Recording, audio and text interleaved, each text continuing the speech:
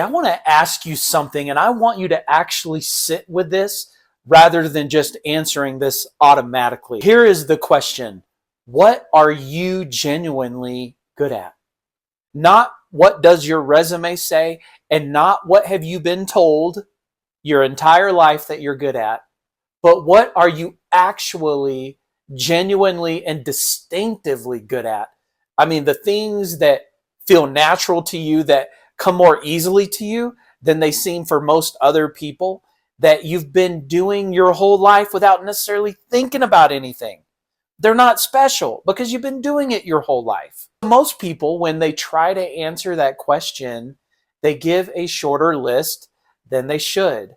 And the things they leave off are almost always the important ones, because most of the important ones are the things that feel so natural that they've never been counted. So today, I want to help you see what you have been missing.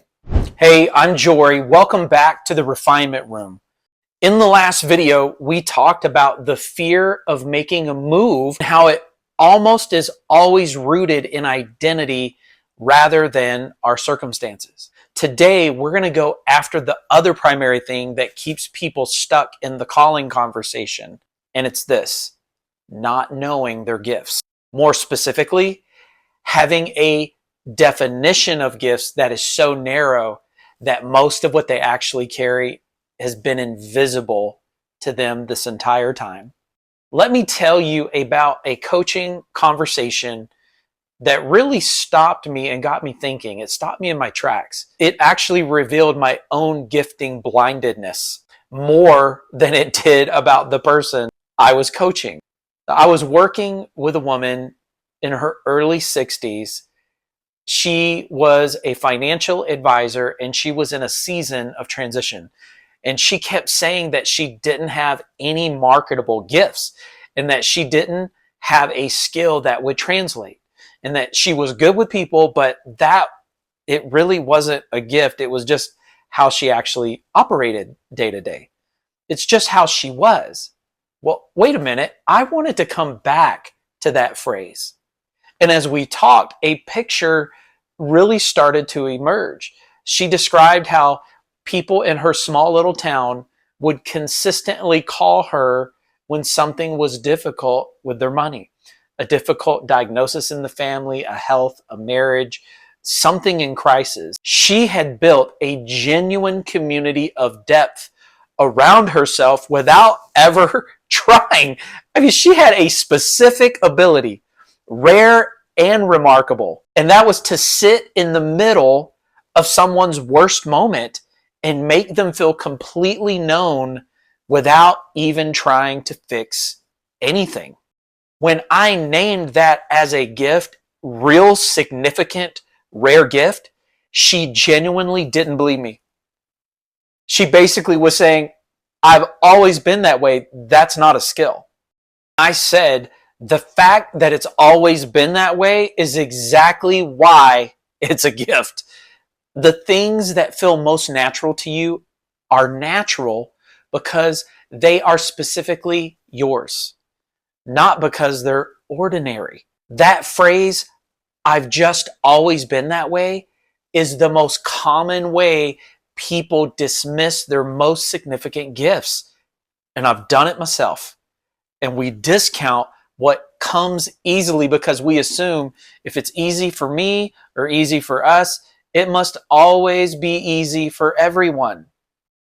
Before I get into the main teaching that I want to talk about, I want to name something about how most Christians have been taught to think about spiritual gifts, because I think it actually creates a framework that accidentally hides a lot of what people actually carry.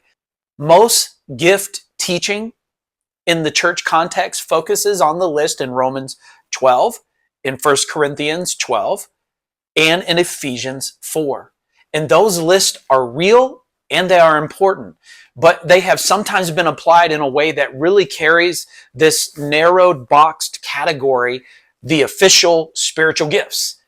But it leaves out everything that doesn't fit neatly into that box.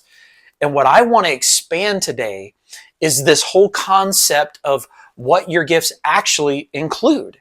Because calling draws on a much wider range of what you can carry than just a spiritual gift inventory can capture. So your gifts are broader than just that list or that box. Gifts in the full sense of what you bring to the world, including spiritual gifts, yes, but they also include natural abilities, personality, strengths, learned expertise, experiential wisdom, and what I've called relational gifts, the ways you naturally connect and influence and affect the people around you. And all of it is included in Ephesians 2:10 picture.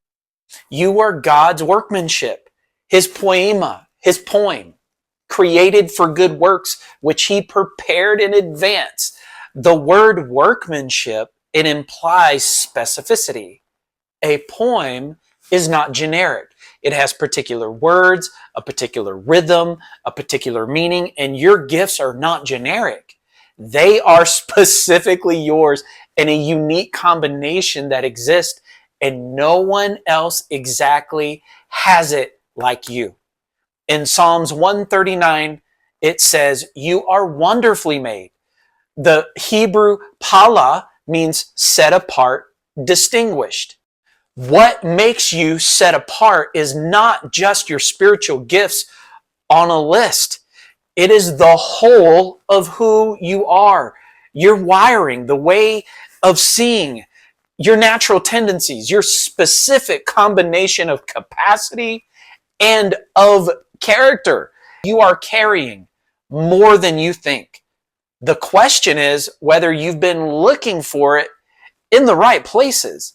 The things that feel easy are usually the most important. Here is the single most important thing I want to say in this particular video.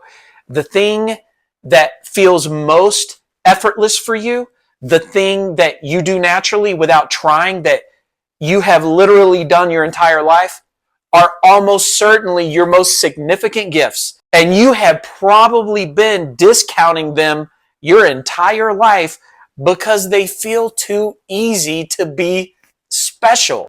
We have a deeply embedded cultural assumption, and it bleeds into church culture too, that valuable things are hard, that gifts are things you have to really work at hard, that the things that come easily, they must be ordinary, because if they were extraordinary, they would require more effort.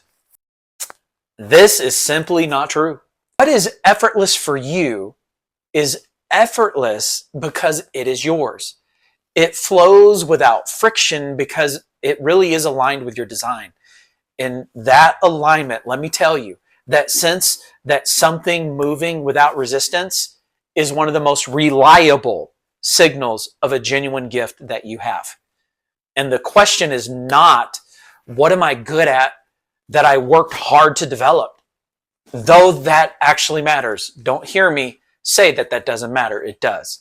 But the question is, what comes so naturally to me that I forget that it doesn't come naturally to everyone? That is usually the most important answer. So there are 3 ways to find the gifts that you have been missing. So these are 3 practical approaches that consistently surface the gifts that possibly you have been overlooking. First one is really unique. It's called the energy audit. I mean, look at the last 30 days of your life. I mean, all of it, work and personal. Which activities left you feeling more alive afterwards, even if it was demanding? I mean, which drained you, and even if you were technically successful, energy is a signal. The thing that energizes you is almost always the thing that's drawing from a genuine gift or gifts. The things that drain you, regardless of how competent you are at them, are often things you're doing without the gift to sustain them. The second practical thing is a pattern search. So ask yourself, when in my life have I been most effective? Not necessarily recognized, but most effective? When have things just clicked in a specific way where the contribution you were making just felt like it was a flow? Something specific inside of you. Those moments are breadcrumbs. They're pointing to a gift that can be unearthed. The third thing, and this is often the most revealing, is the outside perspective. Ask 3 to 5 people who you know well this specific question. When have you seen me at my best? What do you see in me I might not be seeing in myself? What do you consistently come to me for, even without realizing you're doing it? Other people see our gifts more clearly than we do because they don't have our blind spots. We have those, right? They haven't been inside our experience long enough to normalize it. And what feels ordinary to you looks remarkable to them. They will tell you if you ask them directly and honestly. Gifts are developed, not just discovered. I want to close this teaching section with something that I think is really, really important for grounding this conversation practically. Discovering your gifts is not the end of the work. It is just the beginning. A gift undiscovered stays just potential. A gift discovered but undeveloped stays potential. A gift discovered, developed, and deployed becomes a contribution. And contribution is what calling is ultimately about. In Matthew 25, where the parable of the talents, the one where the master does not commend the servants for having gifts. He commends them for doing something with them. And the servant who buried his talent out of fear, he said explicitly, did not lose something abstract. He lost the development, the growth, and the impact that was possible if the gift had been invested. So discovery leads to development, and development leads to deployment. That is the arc. And the calling conversation requires all 3 of those, not just the first one. So this week, there are 3 questions, and I want you to give them real time. You're going to need to write your answers. Number 1, what do people consistently come to me for? What is the pattern across different contexts and different seasons of my life? Write that down. Number 2, what activities leave me feeling more energized than when I started, even if it was demanding, right? So when do I lose track of time in a good way? And the third thing I want you to write down is, when in my life have I felt most like myself? Most in my element, most like I was doing something I was specifically made to do. Write those answers down and then look for the overlap where the same themes show up across all 3. That is your gift zone. That is where your calling tends to live. Comment below one gift you have that you have been dismissing as too ordinary or too easy to be significant. Name it, because I promise you, it is more significant than you think. In the final video in the series, we are going to bring this all together.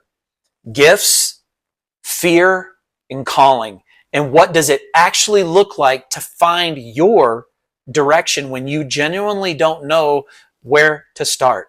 That is the practical framework that is coming up next. So I want to encourage you today.